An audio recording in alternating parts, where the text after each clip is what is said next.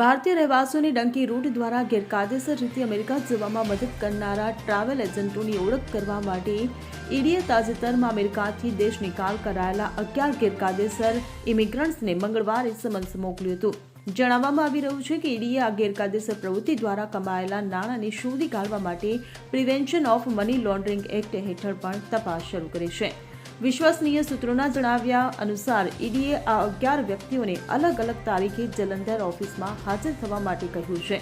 તેમાંથી એક હરિયાણાનો અને બાકીના પંજાબના રહીશ છે. ઉલ્લેખનીય છે કે અમૃતસર એરપોર્ટ પર પંજાબના દેશ નિકાલ લોકોની પૂછપરછ બાદ રાજ્યના અધિકારીઓએ એકઠા કરેલા પ્રાથમિક આંકડા મુજબ ટ્રાવેલ એજન્ટોને 44 કરોડ રૂપિયાથી વધુની ચૂકવણી કરવામાં આવી હતી, જેમાં દરેક વ્યક્તિએ ગેરકાયદેસર રીતે અમેરિકા પહોંચવા માટે સરેરાશ 40 થી 50 લાખ રૂપિયા આપ્યા હતા. આ તમામ મામલે હવે તપાસ કરવામાં આવશે. Bureau report CN24 news. હવે જુઓ દેશ દુનિયાની તમામ ખબરો તમારી આંગળીના ટેરવે.